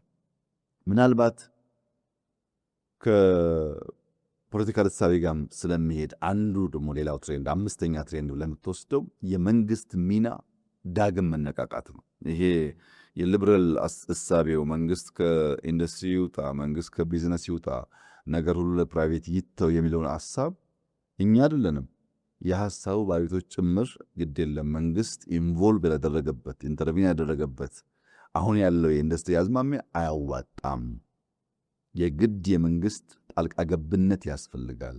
ኢንዱስትሪ 4.0 ሊሳካ የሚችለው መንግስት በበቂ ደረጃ ኢንተርቪን ካደረገና ኢንቨስት ካደረገ የሚል እምነት በስፋት ይንጸባረቃል። ለጥቂት ምሳሌዎች ለማንሳት ስትራቴጂክ ዘርፎች ላይ ለይቶ መስራት ብቻ ሳይሆን በዚህ ጉዳይ ላይ እኔ ሀገር ካላመረትክ ታሪፍ ጨምርብሃል፣ እኔ ሀገር ማምረት አለብህ፣ ወይም ደግሞ አንተ ሀገር የሚመረት ከሆነ ሮ ማቴሪያል አልክልህ አልሰጥህም፣ ምክንያቱም አንተ እያመረትክ ስለሆነ። ስትራቴጂክ ሲባል እንደ ቺፕስ ለምሳሌ ያሉትን ማለት ነው። ወይም በራስ ማምረት ወይም ሮ ማቴሪያል ወደ አንተ እንዳይደርስ ማድረግ መንግስታት ይሁነኝ ብለው አስበው አቅደው በይፋ እየተናገሩ የሚሰሩት ትሬንድ ሆኗል። ኢንቨስትመንት መሳብ፣ እኔ ሀገር ካመረትክ ይሄን ያን ለቅላለሁ፣ እኔ ሀገር ማታመርት ከሆነ ግን ያንተ ምርት አታስገባም እኔ ጋር፣ በግልጽ የሚታይ ነው። በትላልቆቹ ለምን ኢንቨስትመንት መሳብ የመንግስት ኢንተርቬንሽን ይፈልጋል። ስትራቴጂክ ዘርፎች ለይቶ ለመቆጣጠር ለምሳሌ ቲክቶክን ልግዛ ጭቅጭቅ ምን አመጣው? መንግስት እዚህ ውስጥ ምን አገባው? የግል ጉዳይ ከሆነ የዳታ ጉዳይ ነው። ዳታ ደግሞ ቅድም ብያለሁ፣ ልክ እንደ ቺፕሱ በ4.0 የኢንዱስትሪ አንድ አንኳር ነው።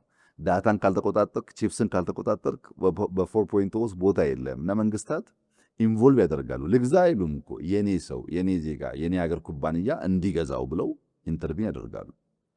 ሮ ማቴሪያል ሬር ሚነራልስ ምንላቸውን ለመቆጣጠር ያሉበትን ቦታ ለመያዝ ሽሚያ የለም። የመንግስታት ናቸው እኮ ሰው እየላኩልህ ነውና ለእኔ ሰው ስጥልኝ የሚለው ጉዳይ ኢንተርቪን የሚያደርጉበት ዋናው ምክንያት እነዚህን ሮ ማቴሪያልስ እና ክሪቲካል ስትራቴጂክ ኤሪያስ ለይተው ካልተቆጣጠሩ ባለው ውድድር ውስጥ ቦታ የለንም የሚል ትሬንድ ስላለ መንግስታት ድሮ ከምናቀው የተሰወረ ኢንቮልቭመንታቸው በላይ በተገለጠ መንገድ ኢንተርቪን ያደርጋሉ።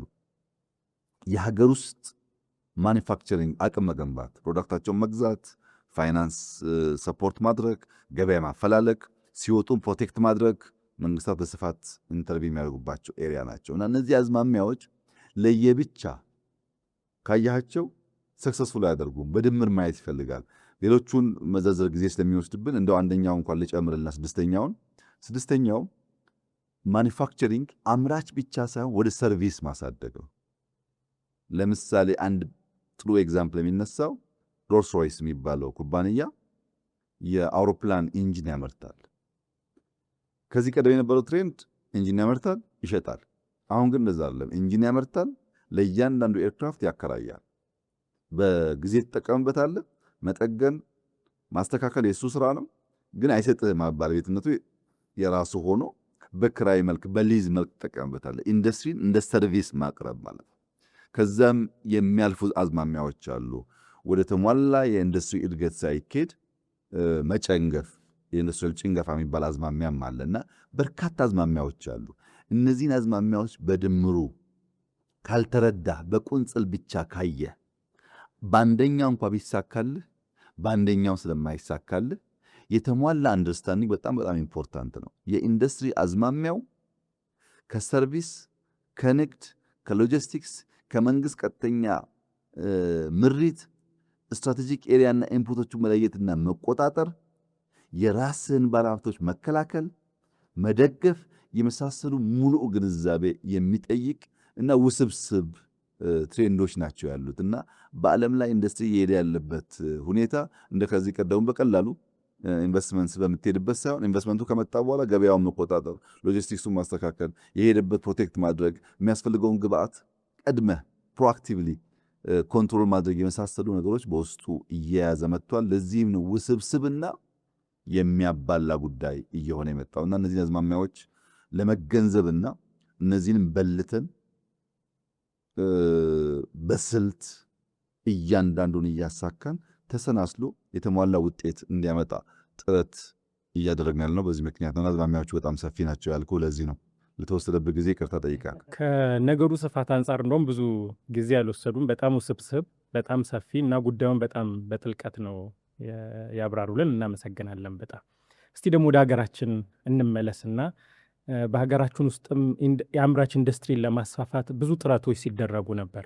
በአንድ በኩል በጣም ጥልቅ ምኞቶችን እንመለከታለን፣ ብዙ ጥረቶች መፍጨርጨሮችን እንመለከታለን እና ከነገስታቱ ጊዜ ጀምሮ በደርግም በኢህአዴግም ጊዜ ይደረጉ የነበሩ ጥረቶችን እንዴት ነው የሚመለከቷቸው? የአምራች ኢንዱስትሪን ከአጠቃላይ ኢኮኖሚ ውስጥ ከፍ ለማድረግ ይደረጉ የነበሩትን ጥረቶች እንዳልከው ነው። በሀገራችን ሰፊ ጥረቶች ሲደረጉ ነበር። እነዚያን ጥረቶች በሁለት ከፍሎ ማየት ጥሩ ነው። ከሁለተኛው የጣሊያን ወረራ ትንሽ ቀደም ብሎ የነበረው ዘመን አብዛኛው የባህላዊ የጎጆ ኢንዱስትሪ የእጅ ስራ ውጤቶች ላይ ተንተራሰ ነበር። ልብሱም ማንኛውም ነገር ባህላዊ ነው። የጎጆ ኢንዱስትሪ የሚባለው ነው። በእጅ ስራ ላይ የተንተራሰ ነው። ያለ ረዥም ዓመታት ኢትዮጵያ ውስጥ እንደ ታሪካችን እንደ ቀደምትነታችን ከኛ ጋር የነበረ ጉዳይ ነው። የሁለተኛው የጣሊያን ወረራ ዋዜማ አካባቢ ከ27 በፊት ማለት ነው ፋብሪካዎች ወደ 25 ገደማ ኢትዮጵያ ውስጥ ነበሩ። ጣሊያን ሊወረን ዓመት 2 ዓመት ሲቀረን 25 ገደማ ፋብሪካዎች ነበሩ። እንደ ሳሙና ፋብሪካ፣ ቢራ ፋብሪካ፣ የስኳር፣ የእንጨት፣ የሸክላ የመሳሰሉ። በኋላ ያ ጉዞ ሳይታይ ያው የጣሊያን ሁለተኛ ወረራ መጣ። ያ ወረራ ለኢንዱስትሪ የራሱ የሆነ አዎንታዊ አሉታዊ ተጽዕኖ ነበረው። ያመጣቸው እድሎች አሉ፣ ያሳጣቸው ነገሮች አሉ።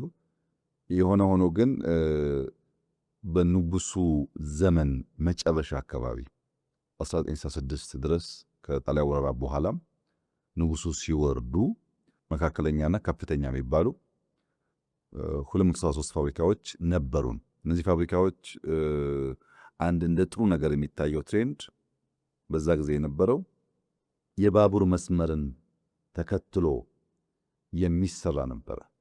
ይህን የማነሳበት ምክንያት በኋላ እክል ከሆነው አንዱ እነዛን ሎጂስቲክስ ሌን ተከትሎ አለመሄድ አሁን ባለው ሁኔታ ላይ የፈጠረውን ጫና ለማየት አንድ የሚያስተምረን ነገር ስለሆነ ነው። አንዱ ጥሩ ኳሊቲ እሱ ነበር። ሁለተኛው የውጭ ኢንቨስተሮች ሚና በተለይ ጃፓኖች፣ ጣሊያኖች፣ ሆላንዶች በነዛ ኢንዱስትሪዎች ባለቤትም ሆነው መስራችም ሆነው ከፍተኛ ሚና ነበራቸው። በተለይ የአርመኖች ሚና ከፍተኛ ነበር። የአርመኖች አሻራ በኢትዮጵያ ኢንዱስትሪ ውስጥ በጫማ በህትመት ኢንዱስትሪ ኢትዮጵያ ያስተዋወቁት አርመኖች ናቸው እና አርመኖች፣ ጃፓኖች፣ ጣሊያኖች፣ ሆላንዶች፣ ሌሎችም ግሪኮች በኢትዮጵያ ኢንዱስትሪ ጅማሮ ውስጥ አሻራ የነበራቸው ሀገራት ናቸው። ሁለት ክሪቲካል ጉዳዮች እዚህ ውስጥ እንድትይዝልኝ ይፈልጋሉ። አንደኛ ቁጥሩን፣ ሁለተኛ እነማን ነበሩ ኢንቨስት ያደረጉት፣ ሶስተኛ የት አካባቢ ነበር ኢንቨስት የሚደረገው የሚለው ነገር ወሳኝ ነው። ይህንን ማስቀጠልና ማስፋት ሲቻልና ሳይቻል ያለው ጣጣ እንደ ሀገር ዋጋ የሚያስከፍል ስለሆነ በደርግ ዘመን ደርግ መንግስት በሆነ ማግስት የመጀመሪያው ጉዳይ እነዚያን ፋብሪካዎች ናሽናላይዝ ማድረግ ነው። የግል የነበሩ ይዞታዎች፣ ድርጊቶች ወደ መንግስት ባለቤትነት ማዞር ነበር አንዱ ነገር፣ አንዱ ውሳኔ። ሁለተኛ ውሳኔ በግል ዘርፍ የጣለው ገደብ ነበር። አንድ ሰው አንተ ከአንድ መስክ ውጪ ከአንድ የሥራ ዘርፍ ውጪ መስራት አትችልም። በዚያ ስራ ዘርፍም ቢሆን ማክሲመም ልታንቀሳቀስ የሚገባ ካፒታል ግማሽ ሚሊዮን ነው፣ 500,000 ብር። ከ500,000 ብር በላይና ከአንድ መስክ ባሻገር አንድ ሰው ሊሰራ አይገባውም የሚል ገደብ ነበር። ያ ገደብ በከፍተኛ ደረጃ ኢንዱስትሪውን ይመታዋል ማለት ነው። ኢኖቬሽን ይገላል።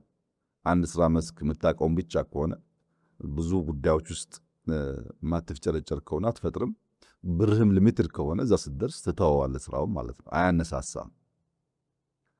አንዱ ከነበረው ጉዳይ እንደ ኮንቲኒቲ የነበረው እክል ይሄ ነው። ሁለተኛው እንደ ጥሩ ጉዳይ ደግሞ የሚታየው በደርግ ጊዜ የነበረው ከንጉሱ ጊዜ በኋላም ሻል ብሎ የነበረው ጉዳይ ደግሞ ግዙፍ ኢንዱስትሪዎች ለማቋቋም መንግስት ሙከራ አድርጓል። ለምሳሌ አቃቂ መለዋወጫን ብትወስድ፣ የናዝሬት ትራክተርን ብትወስድ፣ በሆመቾ ቢሾፍቱ የነበሩ ሚሊተሪ ኢንዱስትሪዎችን ብትወስድ ሄቪ ኢንዱስትሪ የሚባሉ ተለቅ ተለቅ ያሉ በግብርናውም በሚሊተሪውም የኢትዮጵያን ቁመና ሊያሻሽሉ የሚችሉ ናቸው። እነዚህ ላይ ለሚሰራ ስራ በጣም ጥሩ ነው። የቅድሙ ገደቡና የሰውን የስራ መስክ ሊሚት ማድረጉ የራሱ ኔጌቲቭ ተጽዕኖ እንደነበረው ሁሉ ትላልቅ ኢንዱስትሪ ለመሞከር ደግሞ የተደረገው ነገር እርሾ ሆኖ ሊያገለግል የሚችል ተብሎ ሊወሰድ ይችላል። በደርግ ጊዜ የነበሩን ኢንዱስትሪዎች እነዛ ኢንዱስትሪዎች በድምሩ 60 ሺህ ገደማ በፋብሪካ ውስጥ የሚሰሩ ሰራተኞች ነበሩ። 60 ሺህ ለስንት ሚሊዮን ህዝብ ነው? ከ25 እስከ 30 ለሚጠጋ ሚሊዮን ህዝብ 60 ሺህ ገደማ የፋብሪካ ሰራተኞች ነበሩ። ያኔ የነበረው አይዲዮሎጂ ምንድን ነው? ሰርቶ አደሮች፣ ላብ አደሮች 60 ሺህ ለሚጠጉ የፋብሪካ ሰራተኞች የነበረ አይዲዮሎጂ ነው። ሚሊየንስን ታሳቢ ያደረገ አልነበረም ማለት ነው። አንዱ ስብራት እዛ ጋር ነው። ሰራተኛው በበቂ በሌለበት ሀገር ነው እሳቤው የመጣው። 1% እንኳን በቅጡ በማይሞላ ማለት ነው። ፋብሪካን እንደ ቢዝነስ፣ ፋብሪካን እንደ ሙያ ከመምራት ደግሞ የፓርቲ ኮሚቴ የሚባል አለ፣ በፋብሪካዎች ጉዳይ ላይ ውሳኔ የሚያሳድር። ይህም የራሱ ተጽዕኖ ነበረው። በሙያ በገንዘብ በእውቀት በንግድ እሳቤ እንዳይመራ ከማድረግ አንጻር ማለት ነው። አይዲዮሎጂውም ችግር አለበት፣ በፖለቲካ አመራቱም ችግር አለበት፣ ገደቡም ችግር አለበት። ሄቪ ኢንዱስትሪ የነበረው ሙከራ ደግሞ ጥሩ ነው። ቅድም እነማን ናቸው ያልኩ ሀገራት? እነ ግሪክ፣ እነ ጃፓን፣ እነ ጣሊያን ናቸው አይደለም? በደርግ ጊዜ ደግሞ የነበሩት አብዛኛዎቹ ሶቪየት ህብረት፣ ቼኮስሎቫኪያ፣ ምስራቅ ጀርመን ነበሩ። ሀገራት ተቀየሩ፣ እሳቤ ተቀየረ ማለት ኮንቲኒቲ ጠፋ። ወደ ኢህአደግ ዘመን ስንመጣ የመጀመሪያዎቹ 10-12 ዓመታት በኢህአደግ ዘመን የባከኑ ዘመናት ናቸው። ከ83 እስከ 94-5 ድረስ ብዙም ኢንዱስትሪ ላይ ይህ ነው የሚባል ስራ አልተሰራም። በዛ ጊዜ የነበረው ስራ ደርግ የነበረውን የ5,000 ገደብ ወይም የአንድ ሰው ገደብ ማንሳት፣ ያን የነበሩ ገደቦች ማንሳት ላይ በህግ ደረጃ የተሰሩ ስራዎች አሉ። ነገር ግን የመጀመሪያው የኢንዱስትሪ ልማት ስትራቴጂ ኢህአደግ ያወጣው 1995 ነው።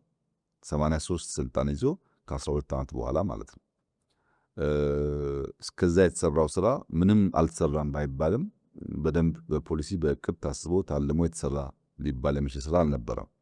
ከ95ቱ በኋላ እስከ 97 ያው ሙከራዎች ነበሩ። ምርጫው መጣ። ከምርጫው በኋላ በነበረ ጊዜ ከ95 እስከ 2010 ከሞላ ጎደል 15 ዓመታት የነበረው ስራ ግን በጣም ጥሩ ነበር፣ በንጽጽር ማለት ነው። ከነበረው ስራ አንጻር አንደኛ በወጪ ንግድ ላይ ያተኮረ ጨርቃጨርቅ እና ቆዳ ላይ ለማተኮር ጥረት ተደርጓል። ለግል ባለሀብቶች መጠነኛም ቢሆን ድጋፍ ለማድረግ የኢንዱስትሪ ፓርኮች ቁጥራቸው ውስጥም ቢሆንም ለመስራት ተሞክሯል። አጠቃላይ በግሉ ሴክተር በፕራይቬት ሴክተር የነበረው የኢንዱስትሪ ብዛትም ወደ 3000 ገደማ አድጓል። መካከለኛና ከፍተኛ ኢንዱስትሪዎች ወደ 3000 ገደማ አድገዋል። በዚህ ጊዜ ደግሞ ምን መጣ ያልከኝ እንደሆነ ቱርኮች፣ ቻይናዎች፣ ህንዶች አዳዲስ ሀገራት መምጣት ጀመሩ። በሶስቱም ጊዜ የምታያቸው ሂደቶች ኮንቲኒቲ ማጣት ነው። አንደኛው ይጀምራል፣ ሙከራዎች አሉ። ያ ሙከራ ግን አንደኛው ሲመጣ ኮምፕሊትሊ ያፈርሰዋል። ለዚህ ነው መደመር ያስፈልጋል። ወደኋላ ስንመለስ ጎጂ ነገሮች አርመን ጠቃሚውን ግን አስፍተን መሄድ አለብን የሚል አቋም የያዝንበት ዋናው ምክንያት እኔ እሰራለሁ፣ አንተ ታፈርሳለህ፣ አንተ ትሰራለህ፣ ያፈርሳለሁ። በዚህ መንገድ አገር ሊገነባ ስለማይችል ነው።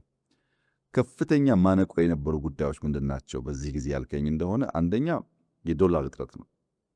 ኢንዱስትሪን አስበን የገንዘብ ገበያው ግን ለዛ ምቹ አልነበረም። ሁለተኛው ሎጂስቲክስ ነው።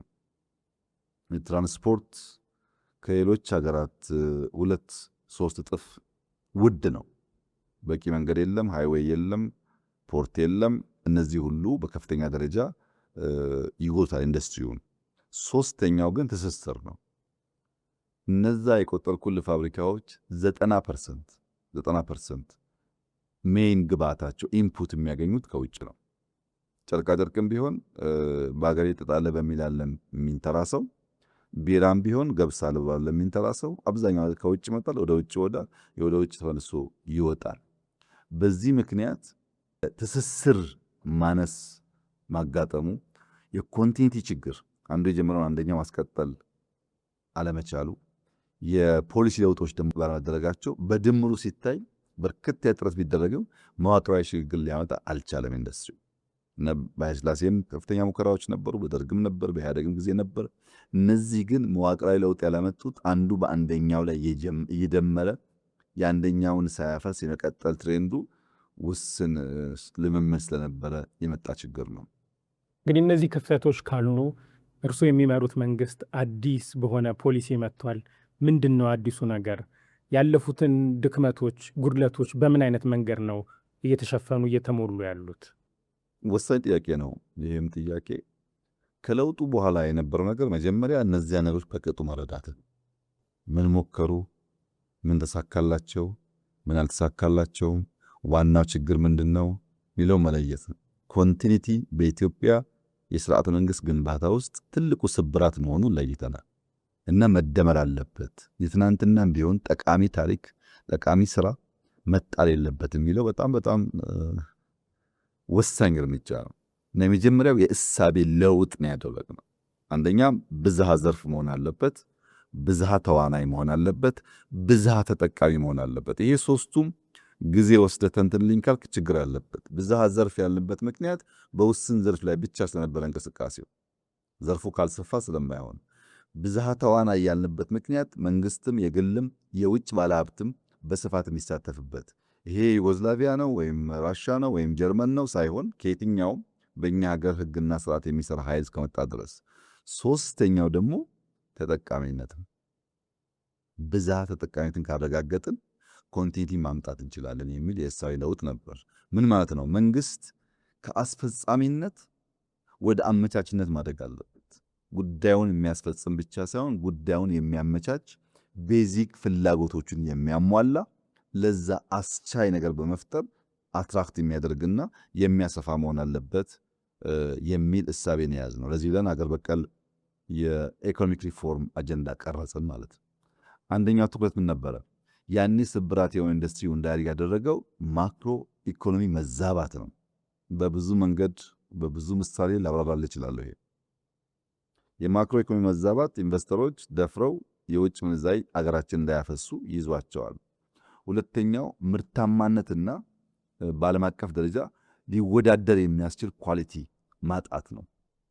ሶስተኛው ከሀገራዊ ኢንዱስትሪዎች ጋር ትስስር በማጣት የሚመጣው ኢንዱስትሪ ግብአቱም የሚሸጠውም ሌላ ቦታ ስለሆነ ለሎካል ኢንዱስትሪ ያለው የማስተማርም የእውቀት ሽግግር የማረጋገጥ ሁኔታም በጣም ውስን በመሆኑ ነው።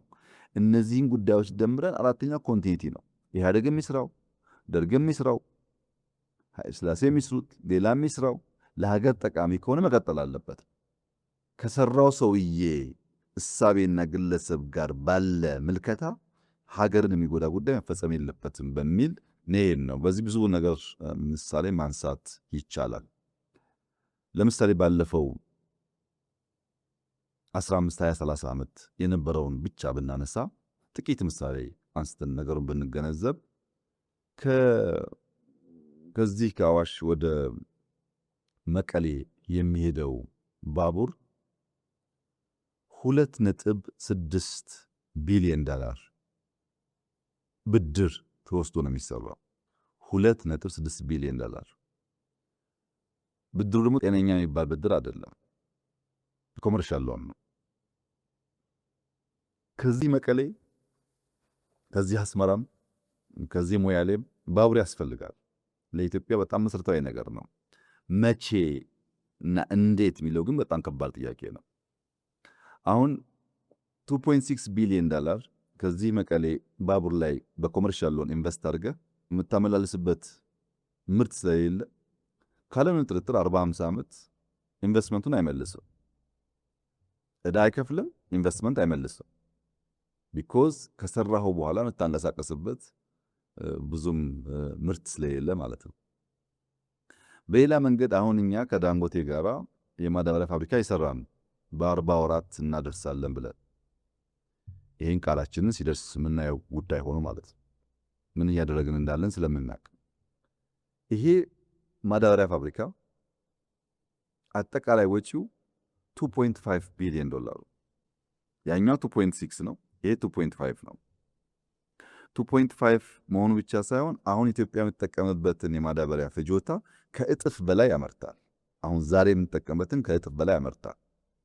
የዛሬ 2 ዓመት ተኩል ቢበዛ 3 ዓመት ፋብሪካው ሰርቪስ ይሰጣል። ከዛ በኋላ በ4 5 6 7 ዓመታት ካለምንም ጥርጥር ኢንቨስትመንቱን ይመልሳል። ካለምንም ጥርጥር ያን 2.6 ቢሊዮን ዶላር ማዳበሪያ ላይ አውለን ቢሆን ኖሮ በ4 5 ዓመታት ገንዘቡን ሲመልስ በዚያ ገንዘብ ባቡሩን ልንሰራው እንችል ነበር። ይሄኛው ግን አፍሰን ብሩን 40 50 ዓመት ስለማይመልስ ኢንፍራስትራክቸሩ ቢኖርም ምንጭንበት እናጓጉዙበት ነገር ምርቱ ስለሌለ እንደ ሀገር ስትወስደው አክሳሪ ኢንቨስትመንት። ሁለተኛ የተጀመሩ ኢንዱስትሪያል ፓርኮችን እንውሰድ። የኢንዱስትሪያል ፓርኮች በብድር 1.6 ቢሊዮን ዶላር ነው የተወሰደባቸው። 1.6 ቢሊዮን ዶላር ምን ለማድረግ? ሪል ስቴት ለመስራት፣ ሼድ ለመስራት፣ ቤት ለመስራት። ኢንዱስትሪያል ፓርክ አንድ ሰርተህ በደንብ ውጤታማ ሲሆን 2 3 ማለት ትችላለህ።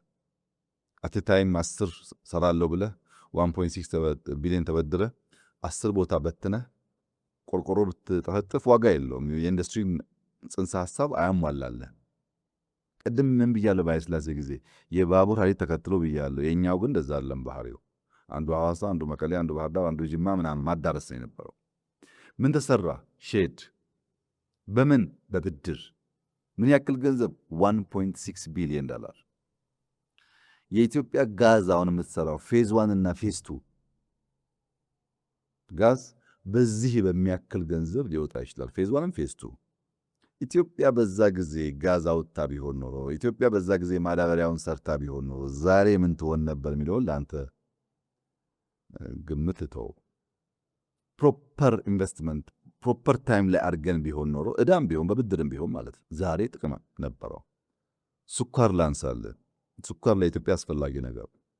ኢትዮጵያ ለረጅም ዓመታት ከንጉሱ ጊዜ ጀምራ ከሆላንዶች ጋር የሰራችበት ልምድ ያላት ኤሪያ ነው። ስኳር መስፋት አለበት፣ ምን ጥያቄ የለውም።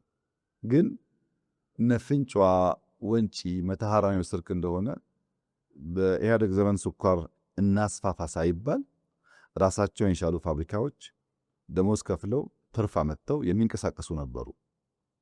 በኋላ ልክ እንደ ኢንዱስትሪያል ፓርኩ እዛም ስኳር ፋብሪካ በየክልሉ እናቋቁም ሲባል አንዳንዶች ፋብሪካዎች ራሳቸውን ችሎ መቆም ስለማይችሉ የፋብሪካ ቁመናቸውን አጡና እንደ አንድ ኩባንያ ኮርፖሬሽን ሆኑ። ፍንጫዋ ከሚያገኘው ትርፍ፣ ወንጂ ከሚያገኘው ትርፍ ወደ ሌሎች ፋብሪካዎች እንዲሄድ ተደርጎ ማለት ነው። እኛ ስንመጣ ሁሉም ፋብሪካዎች ሞተዋል። ለምሳሌ ወንጂ ሰራተኛ በጣም ቀንሶ፣ ማረስ አቁሞ፣ ምርት ቀንሶ የራሱን ደሞዝ እየከፈለ መቀጠል አልቻለም።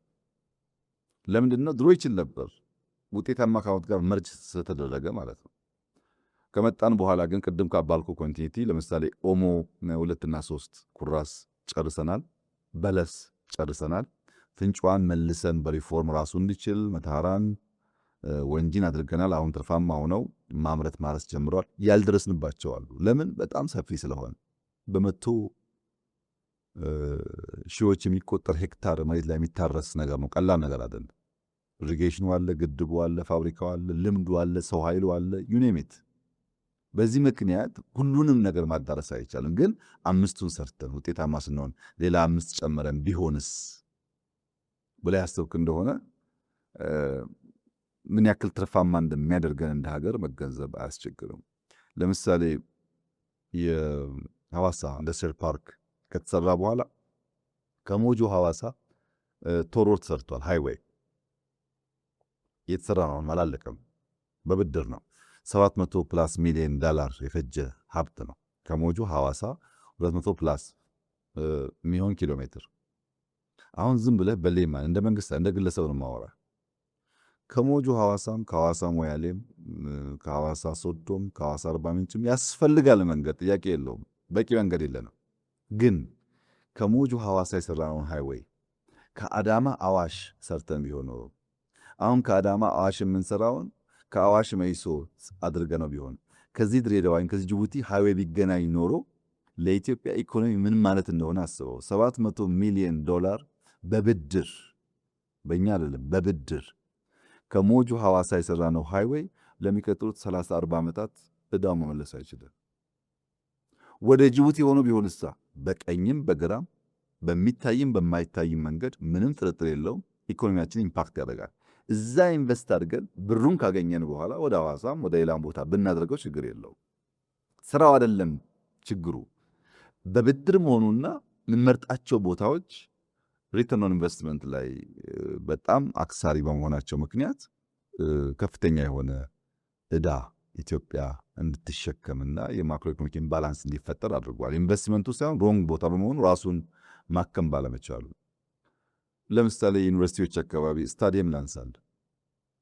በመጀመሪያ ዩኒቨርሲቲዎች ራሳቸው ዩኒቨርሲቲን ልክ እንደ ሃይ ስኩል በየዞኑ መበተን ቅድም እንዳልኩ አዝማሚያን ትሬንድን ካለማየት ካለማጥናት የሚመጣ ችግር ነው። ዩኒቨርሲቲ ምንም ጥርጥር የለውም የዛሬ 30-40 ዓመት ሟቾች ናቸው። የዛሬ 30-40 ዓመት ዩኒቨርሲቲ የሚሰለፍ ሰው አታገኝም። ዩኒቨርሲቲ 4 ዓመት 5 ዓመት የምትማረውን ትምህርት በ6 ወር በ3 ወር ቤት መማር ትችላለህ። ምንም ጥርጥር የለውም። የትሬንዱ እንደሱ የሚያሳየው 4.0 የሚያሳየው እንደዛ ነው። ያም ሆኖ ግን ውስን በጣም ሃይ ኳሊቲ ያላቸው ዩኒቨርሲቲዎች ያስፈልጋሉ። ለምርምር ለቤዚክስም ለአፕላይድም ሪሰርች ያስፈልጋሉ። በየዞኑ የሚረጭ ግን መሆን የለበትም። በየዞኑ ኮንዶሚኒየም መበተን መሆን ግን የለበትም። አሁን ዩኒቨርሲቲዎች ኢንቨስቲጌት ብታደርጉ 1000-2000 ተማሪ መቀበል የሚችል ባዶ ኮንዶሚኒየም ታገኛለህ። ባዶ ኮንዶሚኒየም ደግሞ የተሰራበት እንትንም ቺፕ ስለሆነ የሚቀጥልም ይፈራሽ ማለት ነው። ራሱ ዩኒቨርሲቲው እሳቤ ችግር አለበት። ዩኒቨርሲቲ የገነባ ነው ግን በቂ መዋለ ሕጻናት ያለበት ሀገር ሆኖ ቢሆን ኖሮ ችግር አልነበረው። በመንግስት የተገነባ 10 መዋለ ሕጻናት አልነበረም ኢትዮጵያ ውስጥ 10። አንደኛው ዩኒቨርሲቲ ብትሆን ኖሮ በኢትዮጵያ ደረጃ ከበቂ በላይ መዋለ ሕጻናት መገንባት ይችላል። ቢኮዝ ቢሊየን ስለሆነ የሚወጣባቸው። እኛ ስትገነባን መዋለ ሕጻናት ከ34,000 በላይ ገምተናል አሁን ባለፈው 6-7 ዓመታት። ለምን? ዋናው ትምህርት የሚያስፈልገው ኤርሊ ቻይልድሁድ ኤጁኬሽን ስለሆነ ታች ነው የሚያስፈልገው። ላይውስ ቤዚኩን ነገር ያወቀ ሰው ከኤአይ ሊማር ይችላል። ቤዚኩን ያላወቀ ሰው ብታስገባውም ትርጉም የለውም። ለምንድን ነው መንግስት ዩኒቨርሲቲን እንደ ሃይ ስኩል ከሚበትል መጀመሪያ መዋለ ሕጻናት ቀጥሎ ኤሌመንታሪ ቀጥሎ ሃይ ስኩል ቢያስፋፋና ውስን ሃይ ኳሊቲ ያላቸው ዩኒቨርሲቲዎች ቢሆኑ ኖሮ ምን ያክል ትርፋማ እንደሚያደርገን እንግዲህ ገምት አንተ ራስህ። ኤሌመንታሪ አሁንም ገና በጣም ብዙ ይቀረናል። ሃይ ስኩል አሁንም ገና በጣም ብዙ ይቀረናል። አንዱ የሪሶርስን አሎኬት የምናደርግባቸው ቦታዎች ችግር ደግሞ በዛ ላይ እንደ ቅርጫ ነው፣ ማዳረስ ነው። ከዩኒቨርሲቲ ጋር ተያይዞ የመጣው አደገኛ በሽታ ግን ስታዲየም። ለምሳሌ ሐዋሳ ላንሳለህ። የሐዋሳ ከተማ ስታዲየም ብሎ የሆነ አጥራጥሯል። የሐዋሳ ዩኒቨርሲቲ ስታዲየም ብሎ የሆነ አጥራጥሯል። ሁለቱም ስታዲየሞች በካፍ ስታንዳርድ አያሟሉ።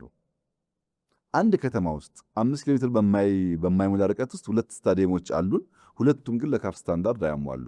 ሁለቱን ጨፍልቀን ቢሆን ግን አንድ ደንበኛ ስታዲየም በዓለም አቀፍ ስታንዳርድ ተቀባይነት ያለው ብንገነባ ኖሮ ሐዋሳን የመሰለ ውብ ከተማ ብዙ የአፍሪካ ክለቦች ሊጫወቱበት ይችሉ ነበር።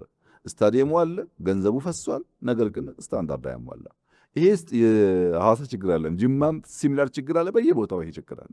ዩኒቨርሲቲ የራሱን ይገነባል፣ ከተማ የራሱን ይገነባል። ሁለቱም ግን ስታንዳርድ አያሟሉ።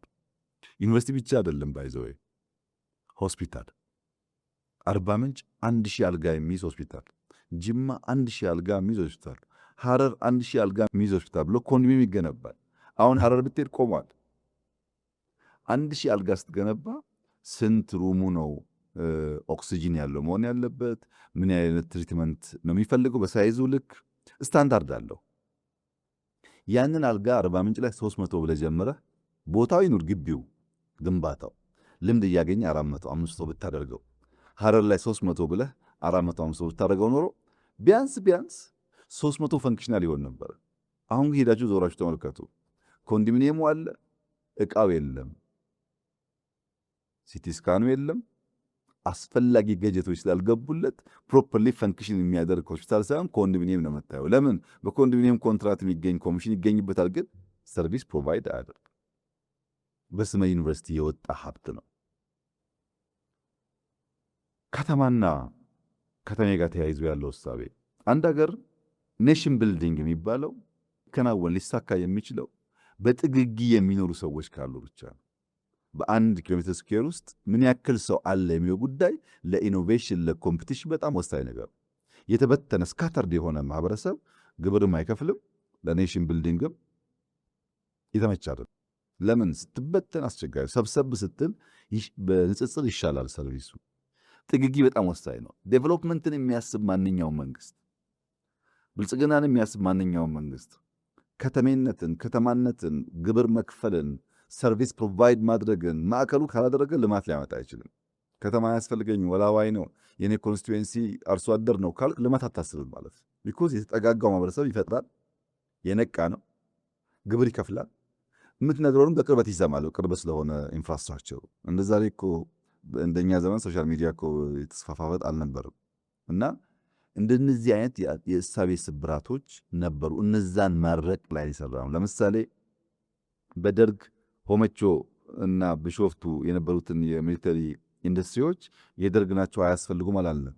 በጣም ዘመናዊ አድርገን ያኔ ከነበራቸው ካፓሲቲ በብዙ እጥፍ ማምረት እንችሉ አድርገናቸዋል። ለምን አስፈላጊ ስለሆኑ። የደርግም ቢሆኑ ኢምፖርታንት ናቸው፣ እንሰራባቸዋለን። በኢህአደግ ጊዜ የተጀመሩ የኢንዱስትሪያል ፓርኮች እኛን አብዛኛዎቹ የጨረስናቸው፣ ችግር የሚኖርበት ወረዲ ብድር ስለገባን ማለት ነው። ስኳር ፋብሪካዎች እንዳልኩ ከግማሽ በላዩን ፈንክሽናል አድርገናል። የኢህአደግ ናቸው ብለን አልጣልናቸው። አንዳንዶቹን ደግሞ ሪዳይሬክት የምናደርጋቸው ይኖራል። ከሪተርን ኦን ኢንቨስትመንት ከአጭር ጊዜ አንጻር አዋጭ ደግሞ ካልሆነ ሪዳይሬክት ይደረጋል ሪሶርሱ ማለት ነው። በዚህ መንገድ ከትናንትናው ጠቃሚ የሆኑ ጉዳዮችን በመውሰድ ባለማጣጣል ኮንቲኒቲ ማረጋገጥ ነው። ለምሳሌ የእኛ ዘመን ኢንቨስትመንት ከራሻ ኢንቨስተር አለን፣ ከቻይና ኢንቨስተር አለን፣ ከቱርክ ኢንቨስተር አለን፣ ከጣሊያን ኢንቨስተር አለን። በኃይለሥላሴ የምታውቃቸውም አሉ፣ በደርግ የምታውቃቸውም አሉ፣ በኢህአደግ ያሉትም አሉ። ዘመን መጥቶ እነዛን የሚቀያየር ጉዳይ አላደረግንም። በሴክተርም ሊሆን ይችላል፣ በሀገራትም ሊሆን ይችላል፣ በሚሰራበት መንገድም እያረቅን እያረምን ለመሄድ ነው ሙከራ ያደረግነው። በዚህም አመርቂ ውጤት እየመጣ ይገኛል። ኢንዱስትሪ ሪስፖንድ የሚያደርገው እንደ ሌሎቹ ፈጥኖ አይደለም። መጀመሪያ ማጥናት ማወቅ፣ ከዛ መሬት፣ ከዛ ኢነርጂ፣ ከዛ ገንዘብ፣ ከዛ ፋብሪካ ከውጭ ስለሚመጣ ከዛ ፋብሪካውን መጠቀም መቻል፣ ከዛ ምርት ማምረት፣ ምርት ወደ ኳሊቲ ማሳደግ፣ ከዛ ገበያ ማፈላለቅ ጊዜ ይፈልጋል። ይሄንን ዑደት ነው ስንከተል የነበረው። ውጤቱም በእጅጉ ሻል ያለ ነው ማለት ይቻላል።